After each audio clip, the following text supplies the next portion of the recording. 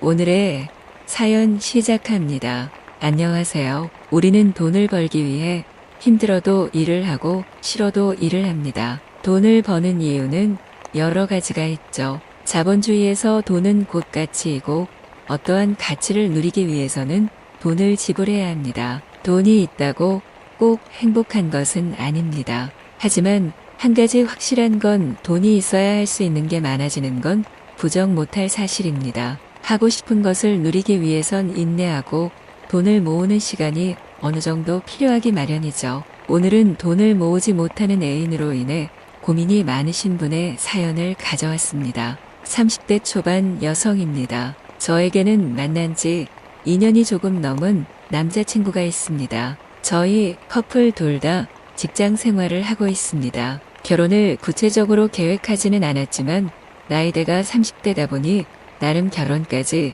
염두에 두고 만나고 있죠. 하지만 지금 남자친구와 과연 결혼까지 해도 괜찮을지 자꾸만 걱정이 앞서는 게 사실입니다. 우선 저와 남자친구는 지인의 소개를 통해 만났습니다. 막 잘생긴 건 아니어도 나름 괜찮은 외모와 재미있고 유쾌한 성격이 저 또한 즐겁게 해주었습니다. 소개받고 약 1개월 정도 썸을 타다 남자친구의 고백으로 연인이 되었죠. 남자친구와 보내는 시간은 재밌는 일이 많았습니다. 늘 똑같은 데이트보다 색다른 재미를 얻고자 하는 남자친구 덕이었죠. 그런 모습이 초기에 호감이 된 부분도 있었습니다. 남들은 매일 같은 패턴 데이트로 질리고 서운해진다는데 저흰 그럴 일이 없었습니다. 하지만 어쩔 수 없이 이런 생활 방식은 일반적인 사람들에 비해 지출이 컸습니다. 데이트 비용을 딱 잘라서 반반을 하진 않았어도 거의 비슷하게 부담하려 했기에 저에겐 날이 갈수록 부담이었습니다. 그렇게 한참 연애를 하면서 날이 갈수록 카드값이 늘어만 갔고 점차 월급으로 카드값을 내면 남는 게 없는 수준이 되어갔습니다. 그러면 또 현금이 부족해 신용카드를 쓰고 또 카드값은 많이 나오는 악순환이었습니다. 그래서 하루는 이런 소비 패턴을 정말 고쳐야겠다 싶더라고요. 남자친구에게 조심스럽게 얘기했습니다. 솔직히 예전보다 돈을 못 모으고 있다고 우리의 소비를 조금 줄일 필요성을 느낀다고 말이죠. 남자친구는 별 대수롭지 않은 반응이더라고요. 금전적인 문제가 있는 거냐며 물으면서요. 그래서 저는 버는 족족 다 써버리는 기분이고 슬슬 결혼이나 내 집 마련도 염두에 둬야 하는 나이인데 걱정된다 했습니다. 그러자 남자친구는 일단 알겠다며 지출을 조금씩 줄여나가는 방향으로 가보자고 하더라고요. 그렇게 잠깐 동안은 효과가 있는 듯 했습니다. 집에서 데이트도 하고 집밥도 해 먹으면서 말이에요. 하지만 이런 방식은 오래가지 못했습니다. 남자친구는 뭐든 사 먹고 시켜 먹는 것을 좋아했고 데이트도 매번 돈을 들여서 하는 것을 찾았습니다. 특히 펜션이나 호텔같이 여행이나 놀러 가는 것을 너무 좋아했고 물건을 사는 것도 씀씀이가 컸습니다. 저에게 사주려는 물건들 또한 가격대가 낮지 않았고 이는 저에게 또 부담으로 다가왔습니다. 결국 저는 점점 커지는 카드값을 감당하기 어려웠고 남자친구에게 진지하게 얘기했습니다. 결혼하고 집도 살 생각이면 돈을 모아야 하는데 이렇게 쓰기만 하면 언제 모을 거냐는 제 말에 남자친구는 귀찮다는 듯이 대답하더라고요. 아니, 또 그 얘기야.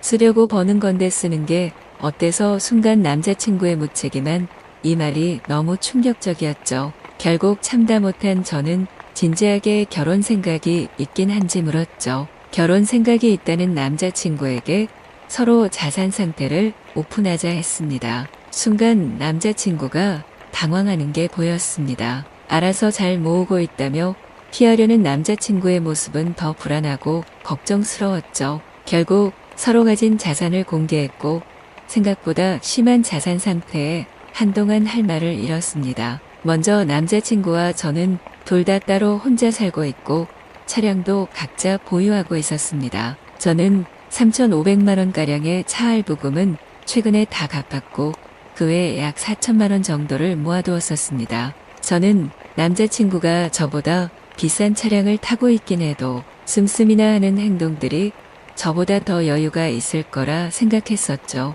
하지만 그 생각은 많이 빗나갔더라고요. 남자친구의 자산 상태는 마이너스였습니다. 차량 할부금은 아직도 2천만 원 이상이 남아 있었고 부족한 보증금을 위해 받았었다는 신용대출도 남아 있었습니다. 보증금을 돌려받는다고 치더라도 빚만 3천만 원이 넘었고 그가 보유한 현금은 200만 원 남짓이 전부였습니다. 남자친구는 나름 빚이나 차 할부를 갚은 것도 내 재산 아니냐는 논리를 펼쳤습니다. 당장 결혼이나 집을 마련하는데 보탬이 하나도 되지 않고 빚으로 산 게 무슨 재산이냐며 화를 냈습니다. 저는 어떻게 이런 상태로 지금과 같은 사치를 부릴 수 있었는지 이해가 안 되었죠. 0원도 아닌 마이너스라니요. 더군다나 이래 놓고 결혼을 얘기하고 집을 얘기하던 남자친구가 너무나도 어이가 없었습니다. 그래도 최대한 노력해서 갚고 모으면 해결할 수 있는 수준이었기에 정신 차리라고